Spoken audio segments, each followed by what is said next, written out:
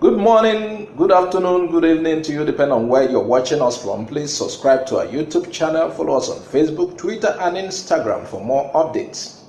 Northern has destroyed Tinubu, Shettima, and Buhari's banner with stones. Some Northern youths have expressed anger at the campaign banner of the All Progressive Congress APC presidential candidate Bola Tinubu, his running mate Kashim Shettima, and President Muhammadu Buhari. According to reports from Niger News, the video making rounds online captured some youth, young people are destroying the APC banner. They threw stones at the campaign materials, shouting and causing commotion at the scene. In Hausa language, they say, "Bamwayi," something like "we don't want, we are not interested."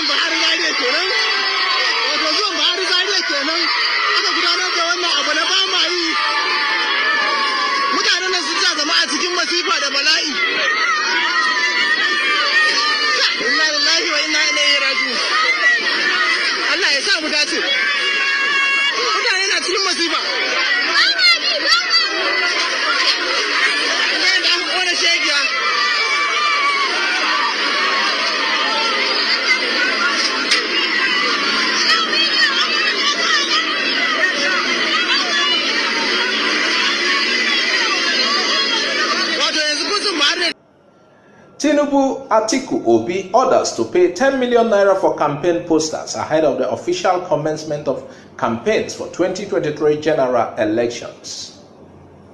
Presidential aspirants interested in having their posters in Anambra state will have to pay 10 million naira each to the state government. Other categories of candidates seeking political offices will also pay various sums of money to have their campaign materials displayed. Senatorial candidates will pay 7 million naira, House of Representative candidates will pay 5 million naira, and State House of Assembly candidates will pay 1 million naira. This was made known on Saturday in a statement issued by Managing Director and Chief Executive Officer of Anambra State Signage and Advertising Agency, ANSAA, Tony Ujubonu. The statement, however, added that posting of the posters on bridges, roads, demarcations, streets, lights, poles, roundabouts, and public buildings remain prohibited.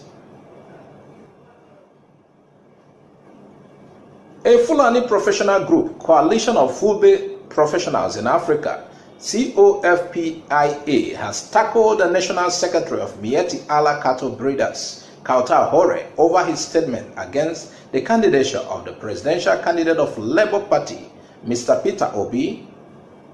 Recall that recently, Kautal Hore, during an exclusive interview, stated that the Fulani community knows who to vote for in 2023 and who not to vote for. According to him, he stated that as far as the Miyetti Allah is concerned, Peter Obi is out of the race because he represents the interests of a secessionist group from the southeast. While reacting to this, the president of Kopia, Mohammed Gidado, knocked Kautar Hore. According to him, he stated that the Miyetti Allah does not represent all the Fulanis in Nigeria and therefore cannot impose their wish on them. Speaking further, he noted that the public should disregard the statement coming from Kautar Hore because it could lead to ethnic rivalry. In conclusion, he made it known that when the campaign starts, the group will take it upon themselves to educate both old and young in various Fulani communities on why they need to vote for the best candidates and ignore the selfish interests imposed by the Miyetti Allah.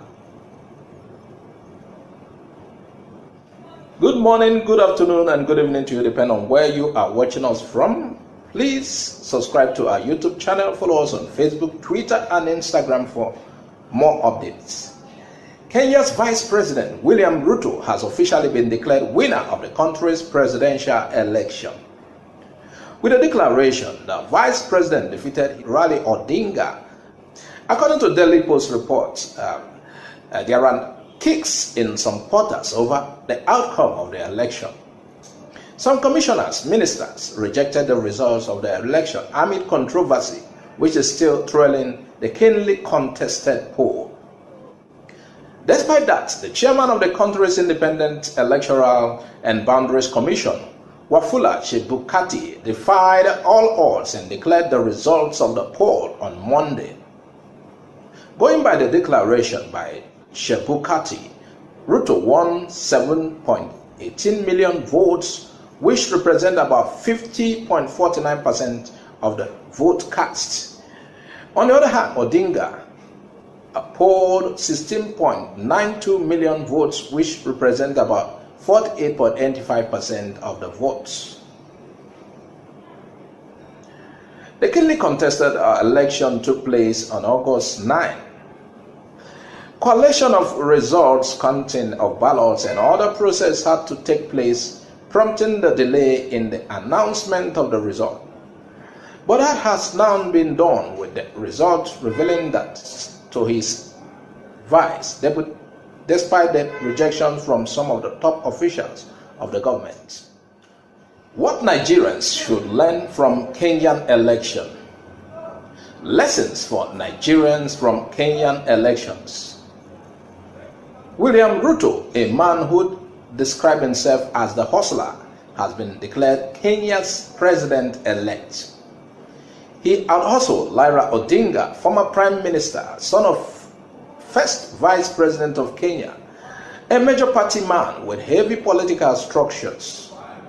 He also had the maximum support of President Uhuru Kenyatta, who felt it was Raila's turn to rule. Despite it being Raila's turn, he lost. Despite having all the political structure, he lost. Despite having the president's support and backing, he lost. Despite being a household name and veteran politician in Kenya, the 77-year-old lost to a 55-year-old hustler. Despite all the opinion polls and political analysts in Kenya that predicted a win for Odinga, he lost. Ruto's populist man of the people approach, which rejected Kenya's traditionally dynastic politics and played on anti-elite sentiment in the country, endeared him to voters. Sounds familiar? I bet it does. Next stop, Nigeria. Anyway, viewers, what do you think about the stories we share? Add your comment on the comment section of this channel.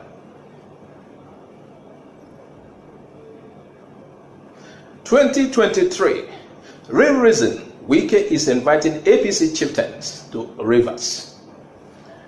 A source who was a member of the previous National Working Committee, NWC, of the People's Democratic Party, PDP, during the Uche Secondo's tenure, has said Governor Nyesom Wike of Rivers State invited chieftains of the All Progressive Congress (APC) to inaugurate some of the projects he executed to show the world that he had the capacity.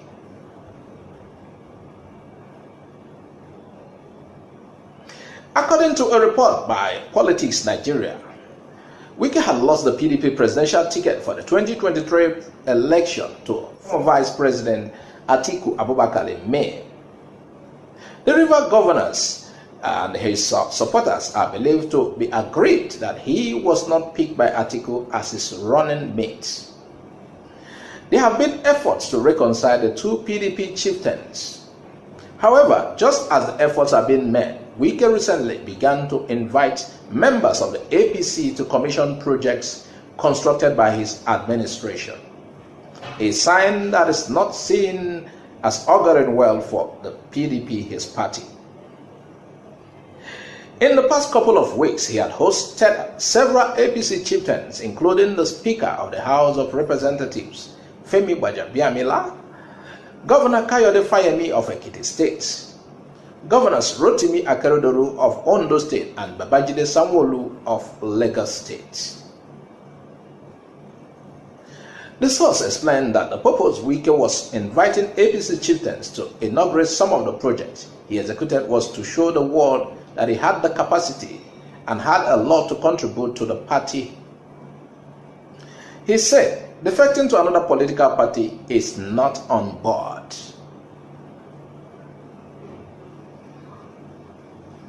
The source, who played an important role in the sack of Secondus, added, Wike lost the presidential ticket and the running mate position. He is asking for the office of the national chairman. If Atiku is sincere, he should allow Iyosha Ayu to go. He can appoint him as his chief of staff if he wants to earn the trust of Wike and his supporters. We have a lot to contribute.